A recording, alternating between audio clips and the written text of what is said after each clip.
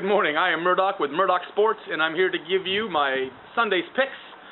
First, follow me on Twitter and on Facebook. Make sure to subscribe and share this with your friends. Yesterday we had a fantastic day. We were 3-0. You following on Twitter and through Facebook certainly appreciated those plays, and I know I did.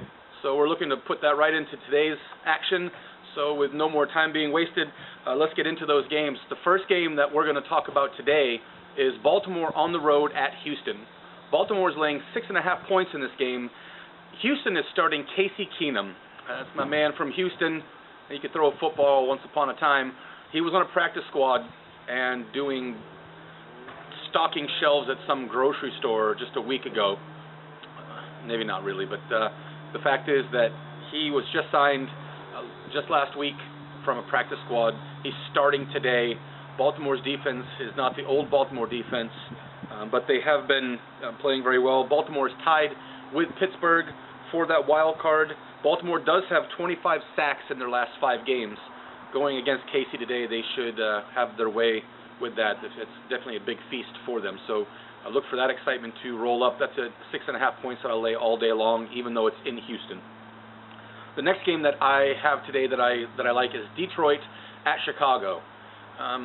Most of you that are watching this, probably can appreciate how I feel regarding the Chicago Bears. No more Jay Cutler. They want to burn him at the stake there. Anyhow, Jimmy Clausen plays today. It's his first start since 2010.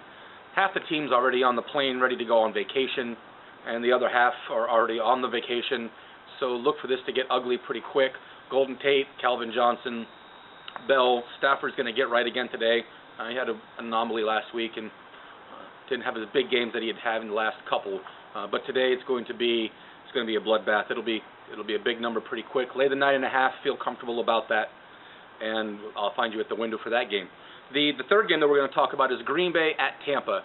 If you've been watching this for a few weeks, you've heard me talk about Green Bay for the last 2 weeks, about how they were a great game and how they're a great game. And they've disappointed 2 weeks in a row. Last week, they straight up lost that game the week prior when they were playing Atlanta, and I thought that Green Bay was an easy cover at the first half. It was, and then Atlanta came in the back door, and with those touchdowns that'll kill you, that's what they did. So this week, third time's the charm. Green Bay is the play. They're playing at Tampa. Aaron Rodgers had a train wreck of a week last week. He does not like to have his public perception look like that. He, along with a lot of the guys in the league, feel that they're the big man on campus, and he's got something to prove today. He will come into Tampa, and he's going to throw that football all over the field. They're going to run the ball where they want. They're going to throw the ball where they want. Tampa is Tampa, and Green Bay needs this win as well, for that number 1 seed, which they are in the NFC. Tampa's had 5 quarterbacks throw 18 touchdowns in Tampa this year, so it doesn't look good for the Tampa defense. Look for an angry Aaron Rodgers to get right today. So they're 31 points a game that Green Bay has been averaging. Look for that number to go north of that. It's an easy 12.5 points. Take that 12.5 straight to the window as well.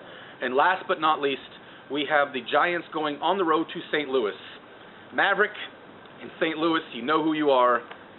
I hate your Rams. I hate St. Louis. I hate the arch. I hate the sun that goes on your grass. All right, that may be a little dramatic, but you know how I feel about St. Louis, and it's all because of St. Louis. St. Louis today is at home. They have not allowed a touchdown in 3 games. Eli is coming in with Beckham Jr. Guy has more catches than he's had miracles. I know that. I do know that St. Louis has not allowed a touchdown in 3 weeks. And the Giants do not have Rashad Jennings. The Giants are in a bad place today. St. Louis is laying 6.5 in their house.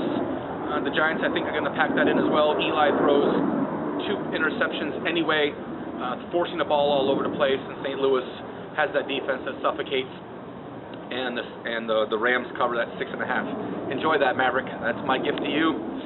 It hurts me, and I die a little inside every time I say the Rams out loud. And again, thanks for the time today. I will have a Sunday night teaser. I'll have a game tonight. Hit me up on Twitter or Facebook, and I will give you that game. We did not have a loss yesterday. Looking for another great day today. And then that game tomorrow, I have college football picks all month long for the rest of the month and then into January. I will be breaking down the playoff structure and how that's going to set up, along with every other bowl game that I like to play and that I will be playing. So all of you that enjoyed Air Force and Louisiana Lafayette yesterday, my gift to you, enjoy it. I'm glad that we saw the same thing. I'm glad that we shared that same ticket window and gave that teller a tip. Thanks a lot. I'm Murdock with Murdock Sports. Make sure to subscribe, share it with your friends, follow me on Twitter and Facebook, and I'll see you at the window. Thanks a lot.